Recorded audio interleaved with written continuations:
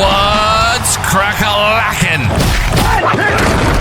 Welcome in to My Mind is a Weapon Fantasy Football Show. Well, welcome into episode 217, everybody. I am your host, sleezbomb. Today's episode, we are going to be covering my top 7 must-draft tight ends at ADP value. So I will be using Fantasy Pros ADP, so you can look at that. Shout out to Fantasy Pros. If you don't follow them, make sure you do. Before we dive into it, guys, as always, whether you're listening on Apple, Spotify, YouTube, all the support's been greatly appreciated. The content is about to start pumping out. Take a second, tap that little thumbs up button, hit that subscribe button. Helps me out a ton. I'll be bringing you guys fantasy football content all year long to help you guys dominate your leagues. And if you guys have any questions that's not to pertain to this video, you can drop them in the comments. I'm here to answer every single one of them. That's always been my goal as a content creator here. So if you guys have anything, dynasty trades, whatever it is, fire them in there. And let's take a look at my top 7 tight ends that I love at ADP value heading into the 2025 season. Starting off with number 1, Evan Engram now is on the Denver Broncos, guys, and this is going to be my most owned tight end in best ball redraft. I've been trading for him in Dynasty everywhere. He is going to get sleezbomb.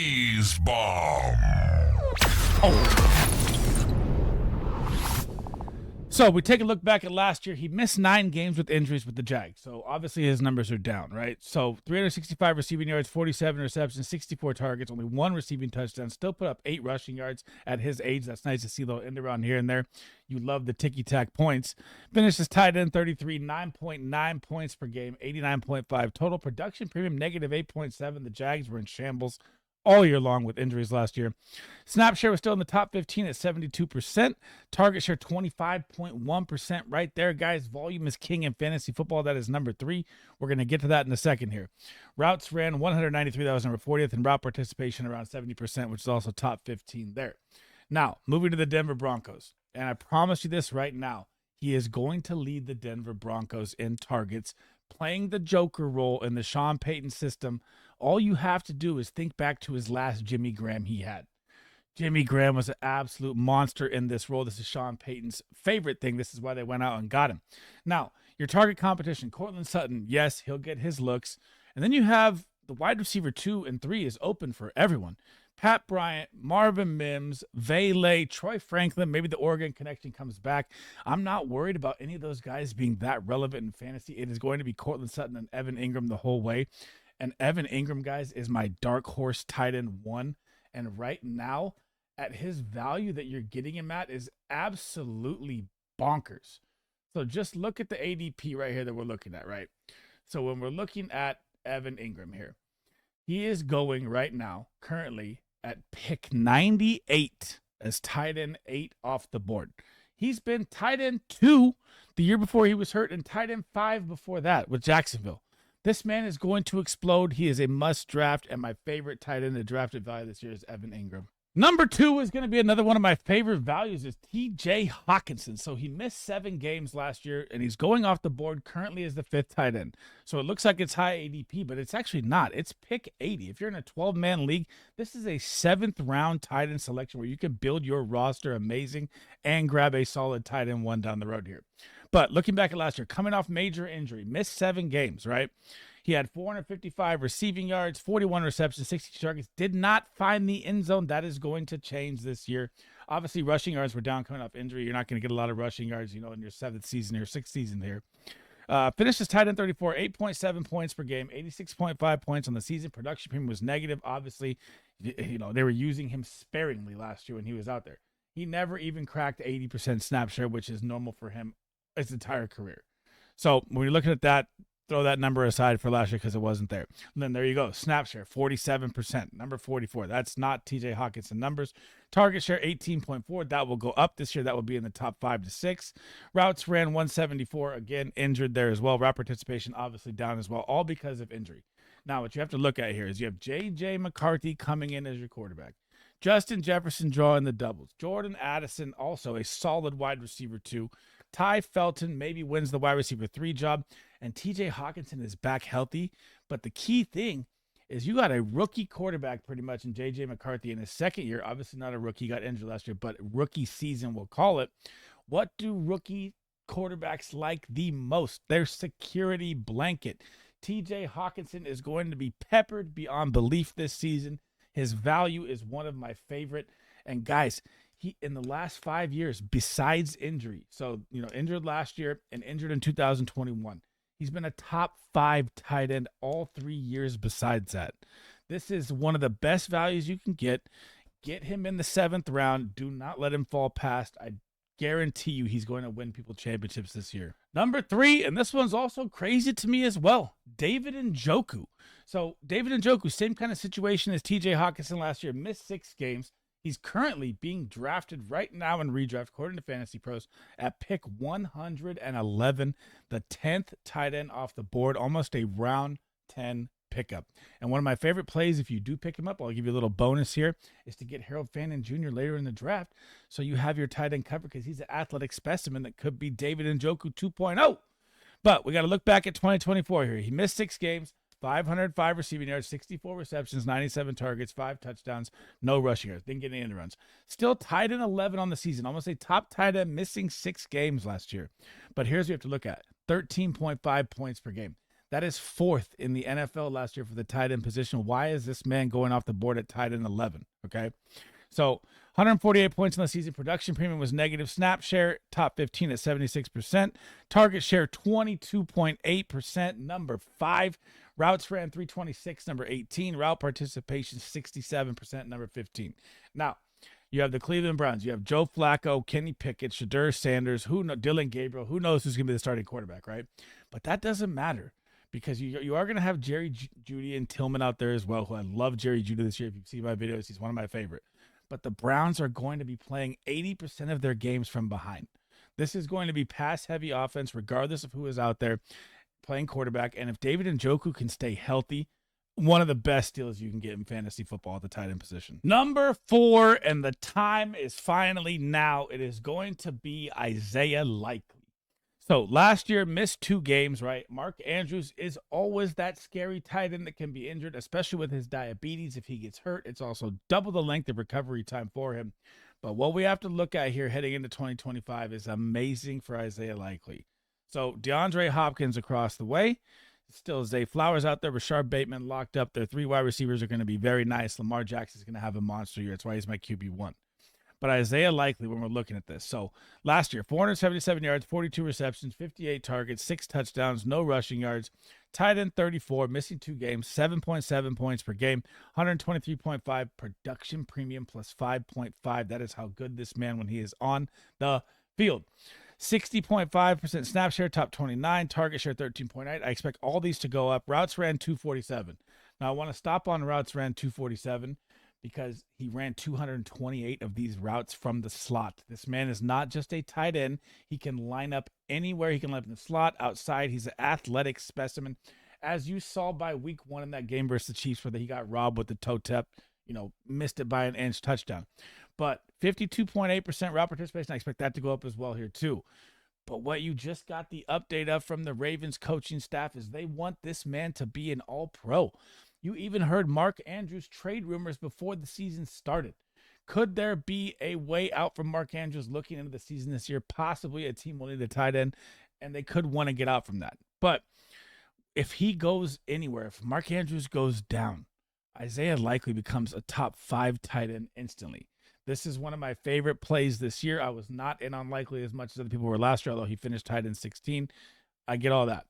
Still, this is the Isaiah Likely year in my head, and this is one of the best ADP values you can absolutely get right now in fantasy football. You see Mark Andrews going in round 97, about round 8, right? Could say maybe early round 9. You could wait on that and get Isaiah Likely at pick 155 in round 15. That is not an injury worry like Mark Andrews, way more athletic. And what if something happens, man? This could be the biggest league-winning pick of your league, and I love drafting Isaiah Likely this year. Number 5 is going to be Dalton Kincaid, who last year, guys, it says missed 4 games, right? So he missed 4 games, but that's not even the biggest part for Dalton Kincaid. In week 1, he played 84% of the snaps, had the injury, and he played hurt all year long. Look at the snap count he had.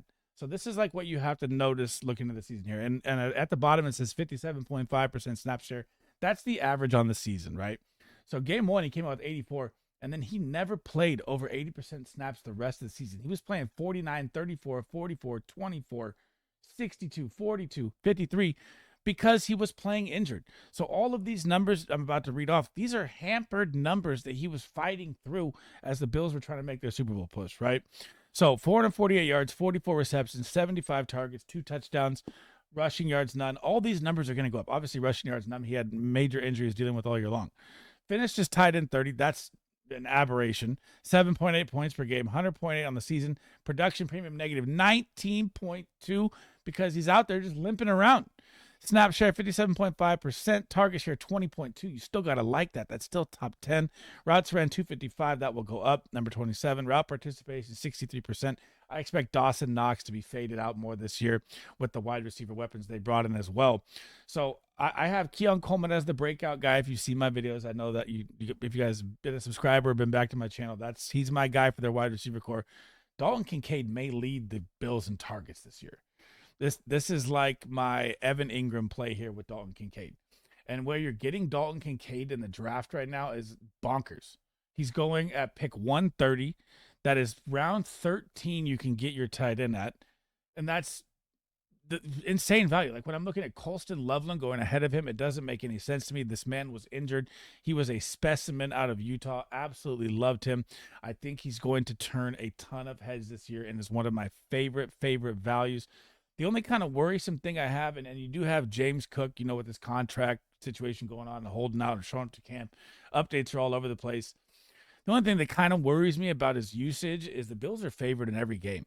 This could just be the Bills just run everyone out. They don't have to pass that much. That would be the only thing that scares me away from Dalton Kincaid. Besides that, absolutely one of my favorite buys at value at tight end this year. Number 6, I know, it's Kyle Pitts. And I know that Kyle Pitts has not been Kyle Pitts since his rookie season. And there is a lot of trade rumors swirling around right now as well, which could be maybe what's needed for him. Maybe he needs a change of scenery. Maybe a different coaching staff will know how to utilize this man's talent because it was absolutely electric coming out of Florida. And look at his rookie year. He came out with 1,000 yards in his rookie year, and he hasn't done anything since. He hasn't even cracked over 670 since then. So it's been really rough. But when we look at last year, 602 receiving yards, 47 receptions, 74 targets, 4 touchdowns, didn't get any end arounds, finished as a top 15 tight end, 7.7 points per game, 131.2 points on the season. Production premium positive. That is what you want. That was number 17. Snap share was still low. I want that to be in the 80%. It was at 62.6. Target share was 13.7%. 23 routes ran, 367, top 15. And participation was top 18. So pretty much all around top 20 average. So, again, you're taking a gamble here with Kyle Pitts, but this is the gamble I'm ready to take this year. So going off the board at 141 at tight end 17.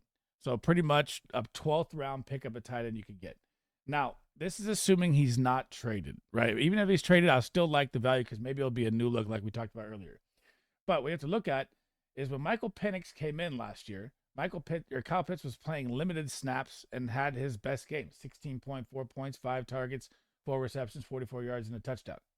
Obviously, well, not his best game. He had a blow-up game against Tampa Bay before that with 2 bombs. But his air utilization was more. His yards per route run was more with Michael Penix. Everything looked better for him in the last 3 games, and we don't have that yet. When Michael Penix is here, I want them to hold on to Pitts for one more year. Like, give him one more shot here. I'm willing to take the gamble on it. I know it's a scary one. I just love the talent, and I want him to be used right because this man at 6'6", 250 is such a special athletic talent. They just need to figure out how to make it work, and he will thrive. Last but not least, we had to throw a rookie tight end in there, and it is not going to be Colston Loveland. I am out on him this year. Who I am in on is Tyler Warren, the Penn State phenom. Why? Now, I know you are going to get in the comments, or everyone want to argue Anthony Richardson or Danny Dimes. I know the quarterback play is not going to be great. So when you're looking at these college numbers here, just look at these. This is in the Big Ten, a very good college conference. 1,233 receiving yards, 104 receptions, 137 targets, 8 receiving touchdowns, and don't worry, 218 rushing yards for 4 TDs as well. You are looking at the Taysom Hill 2.0 with 10 times better talent, and he played quarterback in high school. This is your do-it-all, jack-of-all trades tight end. Obviously, all the NFL numbers down below are irrelevant. He did have a 21.9% target share at Penn State. That's all I have on that side. But looking at this offense now, Jonathan Taylor, very injury risk prone. Offensive line lost 2 stars. Quarterback play could be rough. How many games are the Colts really going to be ahead here? If Jonathan Taylor goes down, you're going to see Tyler Warren getting goal line carries. DJ Giddens or Khalil Herbert, you could pump up the rookies like everyone does. I think you'll see more Tyler Warren at the goal line if something happens to Jonathan Taylor. And I'm calling it right now that you're going to see a jump pass touchdown or a passing touchdown from Tyler Warren in his rookie season on the Colts. But we have to look at the value here. He's going off the board as tight end 12 at 114 ADP. Now, think about the last 2 rookies before him that came out. Sam Laporta was tight end 1. Brock Bowers was tight end 1. Obviously, they're not going this far in the draft, but we've got to stop overlooking rookie tight ends, and the way he will be used in this offense for the Colts is going to be all over the place. And the passing volume they're going to have to do this season is going to be a lot higher than normal. I don't see the Colts winning many games, pounding the run out, controlling the clock. This is going to be a Tyler Warren feast. He should have never fallen this far in the draft. And he is, man, he's my Dynasty tight end 3 already as a rookie. I'm enamored with this guy.